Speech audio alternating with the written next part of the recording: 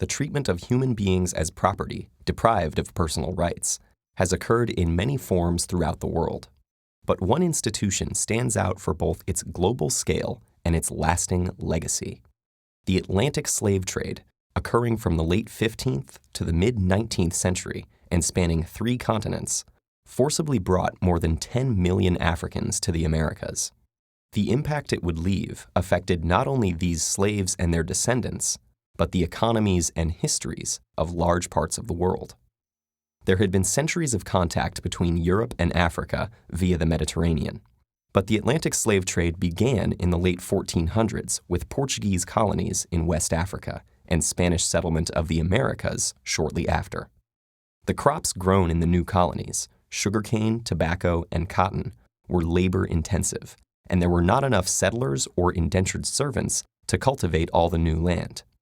American natives were enslaved, but many died from new diseases, while others effectively resisted. And so, to meet the massive demand for labor, the Europeans looked to Africa. African slavery had existed for centuries in various forms. Some slaves were indentured servants, with a limited term and the chance to buy one's freedom. Others were more like European serfs. In some societies, slaves could be part of a master's family, own land, and even rise to positions of power. But when white captains came offering manufactured goods, weapons, and rum for slaves, African kings and merchants had little reason to hesitate. They viewed the people they sold not as fellow Africans, but criminals, debtors, or prisoners of war from rival tribes. By selling them, kings enriched their own realms and strengthened them against neighboring enemies. African kingdoms prospered from the slave trade, but meeting the Europeans' massive demand created intense competition. Slavery replaced other criminal sentences, and capturing slaves became a motivation for war rather than its result. To defend themselves from slave raids, neighboring kingdoms needed European firearms, which they also bought with slaves. The slave trade had become an arms race, altering societies and economies across the continent. As for the slaves themselves, they faced unimaginable brutality. After being marched to slave forts on the coast, shaved to prevent lice, and branded, they were loaded onto ships bound for the Americas. About 20% of them would never see land again. Most captains of the day were tight packers, cramming as many men as possible below deck. While the lack of sanitation caused many to die of disease and others were thrown overboard for being sick or as discipline, the captains ensured their profits by cutting off slaves' ears as proof of purchase. Some captives took matters into their own hands. Many inland Africans had never seen whites before and thought them to be cannibals, constantly taking people away and returning for more.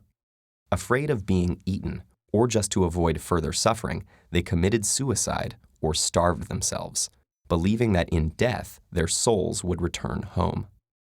Those who survived were completely dehumanized, treated as mere cargo. Women and children were kept above deck and abused by the crew, while the men were made to perform dances in order to keep them exercised and curb rebellion.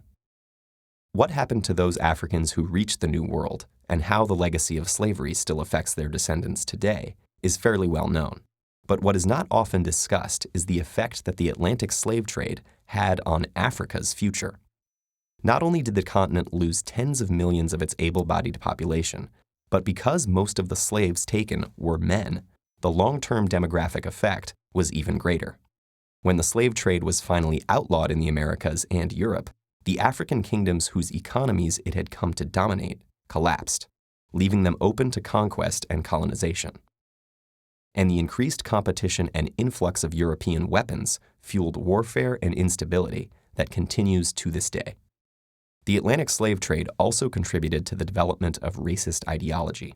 Most African slavery had no deeper reason than legal punishment or intertribal warfare, but the Europeans who preached a universal religion and who had long ago outlawed enslaving fellow Christians needed justification for a practice so obviously at odds with their ideals of equality.